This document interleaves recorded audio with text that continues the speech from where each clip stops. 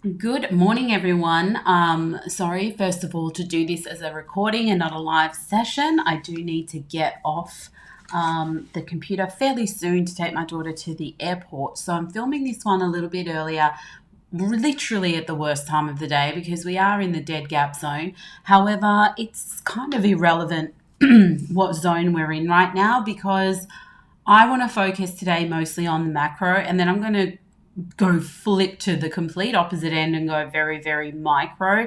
The reason for that is because if you have been watching this channel for a while, first of all, if you have, welcome back. But if you're brand new here, welcome. Be sure to smash that like button, hit subscribe so you can be notified every time I upload a new video. But last week, I pretty much gave a little bit of a lecture that what was happening in the market right now was a hint for you to be extremely patient because something big is going to follow from this, and it may take potentially up to 2 weeks before anything happens. Yet last week being week 1 and this week being week 2. Unfortunately, I have seen a lot on social media about people getting wrecked in this zone, and what can I say? Basically, you deserve it if you are, because this is not the zone to be trading. And I'm going to go through that in detail on this video and also give you a bit of an idea of like what could happen if you actually exercise patience during this time. Instead of putting all your mental energy into trying to catch little day trades, just sit back, watch, assess what the market maker is actually doing in this zone. And that way you can be on the right side of it when the big breakout happens. And believe me, that is worth waiting for. So let's talk about that right now. Number one is I'm going to start with Dixie because in my opinion, this is the most important one to watch at this point in time. So let's expand this chart.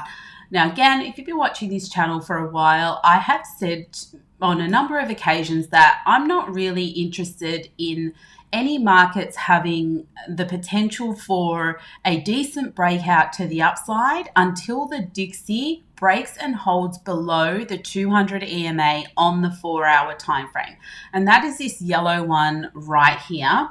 Now, the reason for that is because if we zoom all the way out, I'm trying to do this without editing so that I can get it up faster, which means I have to hold back my coughs. But if we zoom all the way out to the 16th of June 2021, we can see here that in the beginning of this move to the upside, the 200 EMA and the 800, which is the purple one, both of these were held as support as we moved up. However, once these EMAs started to fan apart, which was at around 23rd of Feb 2022, from that point on, when the EMAs fanned apart, for the most part, the 200 EMA has been the one that has held as support. And so therefore, all of these little moves to the upside that then had a little bit of a sell-off, all of these are when people got excited, thinking that the top was in for the Dixie and that, you know, the bull market was coming back. And after so many attempts up here, I kind of realized that, you know what, until it breaks and fails to get back above the 200 EMA, then any pullback is just a pullback. It's not a reversal. Now, we're getting close, and that is the point, because if the Dixie now breaks this 200 EMA, it's literally sitting on it a number of times right here. But if it breaks this 200 EMA and makes a run for the 800 EMA, that's the only point that we're going to be able to have a bit of a rally. So let's zoom in on this area to have a look at exactly what is going on. First of all, this vector candle right here is the area of interest that we have had marked from the last week. And we can see that the price has come into that vector candle zone, and currently it's just consolidating within the zone. For me personally, when a vector candle lines up with an EMA, that just strengthens the zone for me. So the fact that we have that vector candle and the 200 EMA, that is what's telling me, okay, this is the zone to pay serious attention to identify what is going to happen out of here. A breakdown is going to be ideal if we want to break up in the rest of the markets. However, we have to be prepared for this to bounce out as just as much, because there really is no hint right now. It's just consolidating in the zone. So there is an equal chance right now that it's going to break above these other EMAs, the 50, the 20, and the 10, retest them, create a higher low, and then start coming up to recover some of these other vector candles up here that it has not yet done.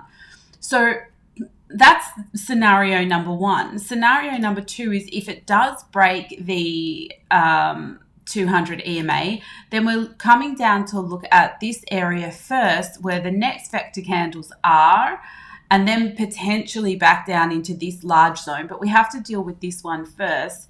And that would be a breakdown of the 200 EMA, a failure to get back above it, and we move down. So if this part here happens on the Dixie, then we have some upside in Bitcoin and all other markets that we can look forward to.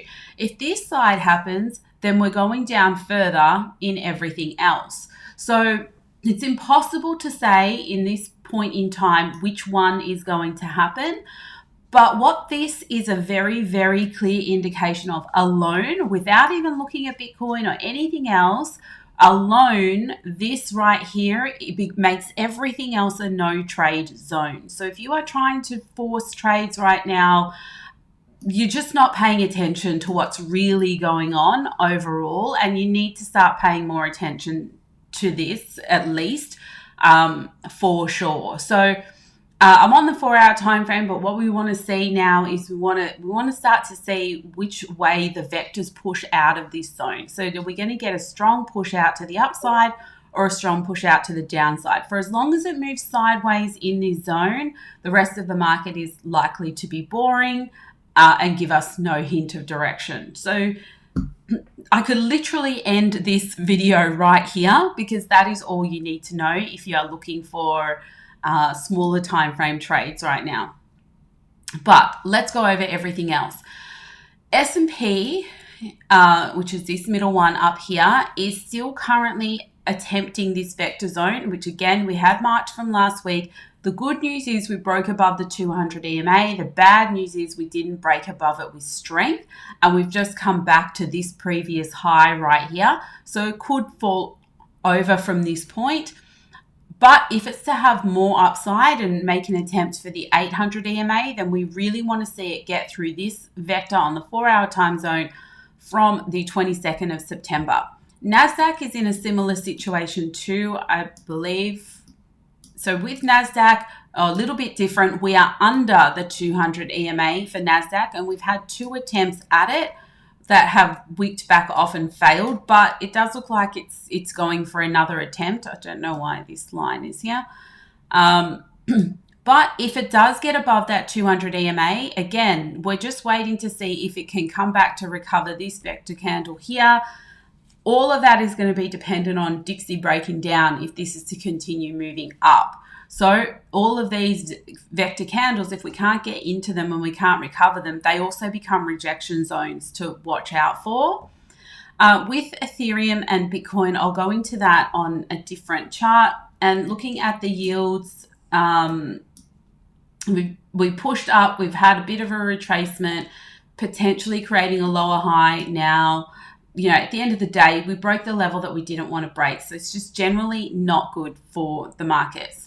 So now let's move on and have a bigger look at Bitcoin itself. Now, a couple weeks, or maybe it was last week, I talked about this zone and that this here equates to what we are potentially in right here. And how this was in June, July, was it June, July? Yeah, last 2021, yes. Where it was 2 months of sideways action and everybody was getting so frustrated because their trades just weren't working out. And then finally it had the breakout, and because people were exhausted, they missed that move. And the breakout came with a 42% move before it retested an EMA, giving you a chance to get in.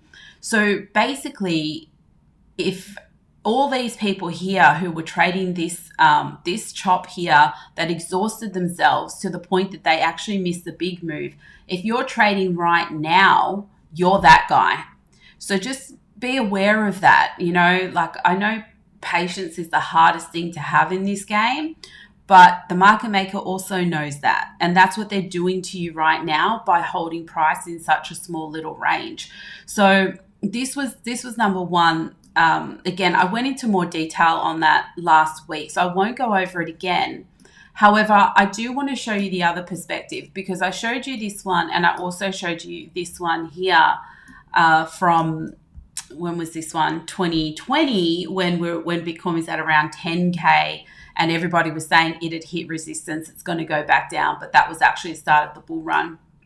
And so I want to show you the other perspective with that, which is this area right here. Now, this is from 2018.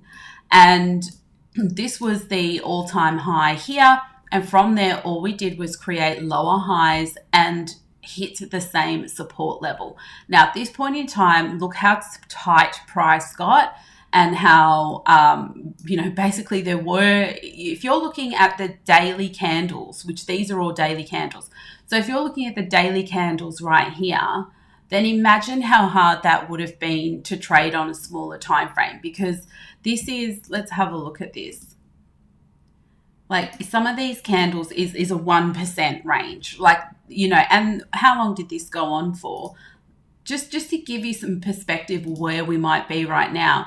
This went on for 66 days, so 2 months. So we literally could be in this phase right now. But here's the other side, is that from after hitting those multiple supports and everybody was saying that the bottom is in, we then fell through that bottom and dropped another 44%. So this is the other perspective to this kind of move here. And what I don't want you to do is bank on making a decision when the price is literally going sideways that the bottom is in, or that there's another 40% drop coming. You just have to wait until you get the final signal. Now you can see here, the final signal was after all these wick attempts into this zone, we had a strong bullish engulfing that was that also was a, what do you call it? Oh my Lord, a vector candle, my Lord, a vector candle, and that eventually led to the upside. We don't have that strong move yet telling us what to do. So again, while you're trying to trade this zone, I honestly, from the bottom of my soul, don't understand it. Instead, I've been using this time to catch up on work and just monitoring daily and having a quick look at what's going on. Nothing going on, no worries, go do some work. This is a perfect time for you to educate yourself, to back test your strategies, to rewatch education, to go over your trade journal. Like, there is so much more that you could be doing that would be productive in this time than trying to trade or day trade this little range. Again, even if you just look at the wicks on these candles, look, sell off here, trap here, trap here, trap here. There's so many wicks in this zone as price goes sideways. And at this point in time, we don't even have a successful break and hold above the 50 EMA. So yeah, for me, this is 1,000,000% no trade zone. I know that that's not what you want to hear, but that is how it is. And you literally have to be prepared for this to break down further, as equally as it could be the bottom right now, and it could break up. Now, one thing I do want to talk about when we're talking about macro and potential bottoms being in is that every model in this cycle so far has broken. And that is because we're not in normal economical times, right? Like, Bitcoin was created in the last recession. And so we've never been through, Bitcoin has never actually had to survive through really difficult economic times. So therefore, everybody who has all these models, like the stock to flow model, higher time frame EMAs or MAs, what else is there? Measured moves, all of these things have broken in this cycle. And it comes down to what is going on in the economy in general. It's not really a thing that Bitcoin alone can beat. The only thing that has not yet to date broken is the cycle. And what I'm talking about is from the halving dates to the bear market bottom to the next halving. At this point in time, this model has not yet broken. And that is one thing that I think we should be paying super close attention to. And the reason for that is because if we measure out, which we've measured out all the halving dates here, which are the grey lines, and the red ones are the bear market bottom before the next halving date. So we can see here on this one, it was 539 days from the 2015 absolute bottom of the bear market to the halving. Now, obviously, from the bear market bottom, we trended up. That's not what I'm talking about. I'm just talking about the bear market bottom to the halving. And then in 2018, it was 518 days. So this is showing us that from the bear market bottom to the next halving is somewhere a little bit above the 500-day mark. So what we have right now is we know that we have an estimation of the next halving being around April 2024. Obviously, this can change as blocks are mined and whatnot, but this is the date that we're dealing with right now, somewhere around 22nd of April, 2024. So if we measure back around the same 500-day mark, then if this model is to not break this time, like everything else has broken so far, then literally at some point between now and, let's say, close to the end of November, this is marking it at 21st of November, but let's just say somewhere close to the end of November, the bear market bottom should be in. So we really should be close to that. However, if that's the case and we're looking at somewhere between now and November, that does not mean we can't drop another 40% before or whatever, 20%, 30%, 40%. It does not mean that we cannot drop that much in 1 month before the actual bottom is in. And that would be what people would consider the final shakeout. And that would be similar to this right here. So I just want to keep for those of you who are investors more so, this is the time, in my opinion, to be planning. I've definitely set a plan. I share my whole plan for my portfolio setup, which I treat very, very differently to my day trading setup. I share all of that in the Private Jet and Capital Club tiers on my website. So if you're wanting to follow along with how I invest for a market cycle, then be sure to come and join us in the Discord, and also you get access to all of those courses as well. So my website link is in the description of this video below. Feel free to check it out later on, decide if it's for you.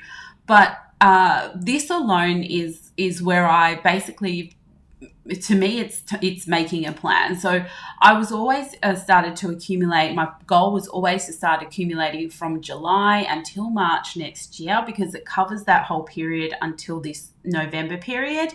And that is what I'm doing. But the way that I'm doing it really allows for another potential 40% drop. And I'll be able to average in and be completely fine if that were to happen. And if it doesn't happen, then I have a plan of when to add the rest of my capital, should the bottom actually already be in. Now, the other thing I just wanted to note on this before we move down to the absolute micro is when we have a look at these hash ribbons down here, we can see here that where I've marked the bear market bottoms, this is on the weekly time frame. We have the green dot followed by the blue buy zones. And then in the bear market, there's a green one behind there, which you can't see, followed by the buy zone. But over here at this point in time, we only have a green. So we don't have the blue buy button yet. In addition to that, the bear market RSI hit into around 30 or just a bit below 30 over here. And over here, the same thing hit, it was 27. Let's be more accurate. So 27. And then this one here is the first time we actually dropped below. We dropped to 26-ish. But the thing is, what I'm actually looking for on this weekly RSI, because this right here is a term that I basically made up, which I call a slow bleed, which is when the RSI goes from the overbought region and it slowly, over a really long period of time, it slowly trickles down, creating lower highs all the way until it gets into the oversold. Wait, that's oversold, overbought. Yeah, oversold. I always forget which is which. Until it gets into the oversold region. And then sometimes, just depending on the time frame that you see the slow bleed on, sometimes you will get a bullish divergence, which we don't have that yet. So potential for another low to come back down into this oversold. Again, remembering this is a weekly, so it could be weeks away before this happens. So potential to come back into the oversold because we haven't broke that trend line yet. And then if it creates that divergence, what you expect out of that is a very sharp move to the upside, like a literal RSI. Let me draw it out for you. A literal RSI that will just go bang up like this. And it can either go bang to the 50% zone, which would be a massive price move, by the way, or it can go bang straight up, back up into the overbought region. And that is definitely something worth waiting for. So, because it's always a big trade. It is always a big trade. So just be aware of that, because all of these things are pointing to big move coming. But if you're not on your game, you're going to miss it, number one. And number two, if you're trying to trade in the meantime and you're experiencing consistent losses, then think about it like this. When that big move comes, your 1% risk is going to be so much smaller because you've lost trade after trade after trade by simply not having patience. And so you need to sit with yourself and ask yourself if that's worth it, because to me, it's not worth it. And that's why I'm using this time to do other things. You could simply just set an alert on this and that is your trigger, or come back and set an alert because you need, or you ideally want to get that bullish divergence. Come back and set an alert on one of these levels. Go and do something else until one of those two alerts goes off, you know? So now that we have a big picture idea of what is going on and why it's worth not forcing trades right now, let's have a look at, where do I want to go next? I want to go to here. Let's have a look at some smaller time frames for Bitcoin. So I'm going to go down to the 4 hour, even though that's not smaller, but I just want to go down to the 4 hour first, because on the 4 hour, there is potential that this does look like it could possibly be shaping up for a very large W formation. We do know that we are at, on the daily time frame, we are at a level 3 drop, right? If we zoom out from the all-time high, let me just be very, very clear about what I'm talking about. We had the M formation, we had a drop level 1, retrace, drop 2, and this here is potentially the drop 3. Now, this whole section here, like, could be something here. It doesn't mean we won't get an extension, but at level 3 is where you start to look for signs of a potential reversal. And at this point in time, it is possible, because we have not come back down into this area here yet, it is possible that we are setting up for a W formation. But the thing that I do not like is we are struggling to get above these EMAs. So for me, it's not worth trying to, normally with a W formation, I'll take my entry on the bottom of the second peak. In this particular case, because we've been struggling so much and we keep creating lower highs off of these EMAs, that's not how I would play this 4 hour potential W. I'm going to need a break of the EMAs and a retest, which still is going to put me in danger because we still have the 20.3 level. But for me, I want to see a break of these EMAs with strength, and then a failure to, a retest that absolutely does not break back below them. If I was to be able to get that, then I would feel like, okay, there's a chance that we're going to come back up. Let me just spread this out. There's a chance that at a minimum, we're going to come back up and try to recover this. then again, we just reassess. If it does recover that whole thing, we reassess where we are in the cycle and everything else goes on. But that's all a story for another day. So for me, like once I zoom in, look how weak we are at this EMA every time. So until we can get above there, certainly not thinking long just yet. Now let's go to the 1 hour, because the 1 hour, I need to remember what it was now, but there was something I wanted to talk about on the 1 hour. Yes, there we go. So on the 1 hour time frame, again last week when I talked about the setup for a potential big move, we talked about this vector candle right here on the 1 hour that has still not yet been recovered. Now, we did end up getting the wick on Friday. So we were talking about this early in the week. I obviously don't do updates on Fridays, but this was the wick into that zone on Friday, which was looking very good because we then just wicked right out of it.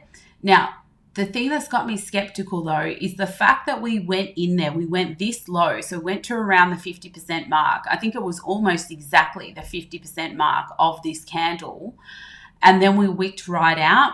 Leads me to believe that there is a lot of liquidity down here. There is a lot of waiting orders and things like that. And it is likely that at some point the market maker will come back for that zone. Now, will they give us a fake out to the upside before they come down? Maybe, I don't know. But at some point in time, simply because that wick closed that way, I don't believe that they will leave that behind. The only thing that would make me believe they'll leave that behind is if they are trapping traders and we are going to have a strong move to the upside. So for me, I really want to see price come back to around this, 18,800, or let's say 18,900, so that I can reassess what is happening there. Because if we can't get back into this zone, then that's going to tell me the market makers are trapping people who went short down here and for some reason in this entire period of time have not closed their trades and are convincing themselves that their trade is going to come back to break even and they'll get out at break even and everything will be fine. But the market maker, if they don't let price come back down here, they don't want to release these previous short traders right here. And that means we're moving up. But again, that it could take, we could go up before we go down before that happens. So just one thing to keep in mind. On the other side of that, however, we also have this one right here. So this magenta colored vector right here on the 1 hour time frame, which is literally the exact same scenario, but in but in reverse. So you can see here 1, 2, 3 attempts into the zone at around about the 50% mark of that candle. Another attempt here, which basically only hit on last week's high of the week, and then we came down again. So really, that puts us in the sideways zone. Now that I've marked out both areas, you can see that it's literally the low of the week and the high of the week, and the market maker is just playing between those two levels. So for me, it is not worth trying to pick the direction whilst price is between these two levels and the EMAs are basically straight. It's the biggest trap. When the EMAs go straight like that, that's when the volatility comes in and you have a move to the upside followed by an immediate move to the downside, a move to the upside, immediate move to the downside, move to the upside, immediate move to the downside. So every move is just getting a 100% recovery. I don't want to play this game, and I honestly don't know why anyone would. So just be aware of that. If the only way that I would literally play this right now is if price did come back up into my area of interest and give me more candles that look like this, then I could easily have a stop on the other side of it and I could ride that back down to the bottom area of interest. And that way, if we get down here and it's looking super weak and we're going to break these levels and head to a new all-time low, I've got myself a good short position and I can just hang on to it and let my runner run, but obviously taking some profit. Or we come back down into the low of the week. Wait, let me draw it out. We come back down somewhere into the low of the week. Let's just mark it out as the low of the week. And I do the opposite. So I can have my stop under the area of interest and I can ride that up to here. So those are the only two plays that I would be interested in. if price is doing this right in the middle of that zone, then there's no trade for me. Like, do something else. I've said that about 10 times today, so hopefully the message has got across. Let's throw on the VPR just to show you. See here, this is the point of control, which is almost in the middle of that zone, and this is the high volume area. So this is where people are happy to transact in this zone. Obviously, we had this big weekend trap that was right there, and we've got this imbalance up here, which is right at this vector candle here. So at some point, they're going to have to come back and fill that. And then guess what? We've got the other imbalance down here, which is the top of our marked zone, and also down here towards the bottom of that marked zone. So that's it. It's this or this for me, and absolutely nothing else in between. And the same goes for everything else. You know, I'm sure if you were to go out to Ethereum is, there we go. So Ethereum, actually, here we go. I have not touched this chart from last week's video, and this is here we are. So this was the vector candle zone we wanted to break through. It looked like we were about to, but we didn't get there. That's now, what's this 4-hour candle close? Okay, so that's up in this region up here. So that's our top zone right there, and these numbers are on the screen here for you to see. And then this is our bottom zone right here for this green vector candle right here. So long from down here, short from up here, nothing in between. Okay, let me have a look. Sorry, there's not even a point in looking at this, because this has been the same for the last 2 weeks, which is an extreme amount of orders above price, an extreme amount of orders below price, keeping price in a squeeze for a reason. And, you know, really the only point of using heat maps right now is to see where Asia might set its initial high and low of the day. Other than that, this is irrelevant at this point in time, considering what Bitcoin is doing. Our current delta is 3.1 billion. So when it's closer to 0 than it is to 20, that is the highest. That is when the market maker is playing their biggest games in order to get you to commit to a position, which I've shown you exactly how they're doing that in this video.